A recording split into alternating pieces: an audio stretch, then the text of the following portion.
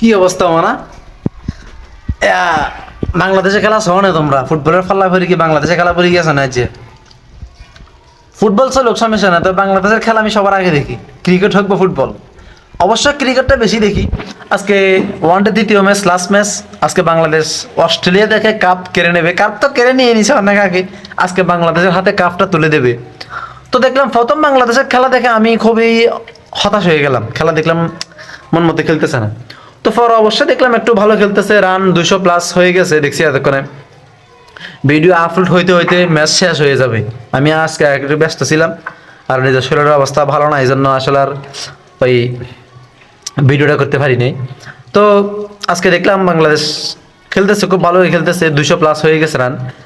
আবার স্টেডিয়ামে দেখলাম জাইমুর রহমান আসছে, তারেক রহমানের কন্যা। ওই কাপ হয়তো হয়তো কাপ তুলে দিবে বাংলাদেশকে, এই আর কি। বিষয়টা খুবই সুন্দর লাগবে যদি কাপটা তুলে দেয়। আবার ওদিকে অস্ট্রেলিয়ার সাথে একটা ম্যাচ জয়লাভ করছে, তাও আবার সিরিজ জয়লাভ করছে বাংলাদেশ। এটা খুবই দুর্দান্ত ব্যাপার, এটা খুবই দুর্দান্ত একটা ব্যাপার।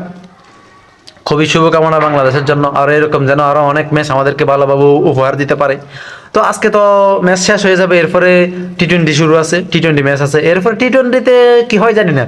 আমি জানি টি-20তে বাংলাদেশকে খেয়ে দিবে অস্ট্রেলিয়া, কারণ অস্ট্রেলিয়া একবার ওয়ানডে ম্যাচ হারছে ঠিক, তবে টি-20তে হারতে দিবে না। কারণ বাংলাদেশে টি-20 ব্যাটসম্যান নাই, যা আছে সব ওয়ানডার টেস্টের ব্যাটসম্যান। যেগুলো আছে ওগুলা টি-20 ওয়ানডের মতো খেলে, ওয়ানডে টেস্টের মতো খেলে বাংলাদেশের প্লেয়ারগুলা। আর বাইরের দেশের প্লেয়ারগুলা ওই একটা মোস্তাফিজের একটা ভিডিও দেখলাম যে কি এই উইকেট 5 জন পড়ে যাওয়ার পরেও দেখলাম আরো 2 জন রান করে। মোস্তাফিজ বলতেছে, হ্যাঁ ঠিক বলতেছে, আমরা শুনছি দেখছি খেলাটা। তো বাংলাদেশের প্লেয়াররা এরকম না, বাংলাদেশের প্লেয়ার হচ্ছে যে কি একজন পড়ে গেলে ব্যাস বাকি সবাই পড়ে যাবে, একজন পড়ে গেলে বাকি সবাই পড়ে যাবে। যাই হোক, এসব বিষয় এখন বলে লাভ নাই, এখন আছে তাদের সুখের বিষয়। বলার এবং ব্যাটিং বাংলাদেশের উভয়রা এখন খুবই দুর্দান্ত ফর্ম কাটাতেছে, দুর্দান্ত সময় কাটাতেছে।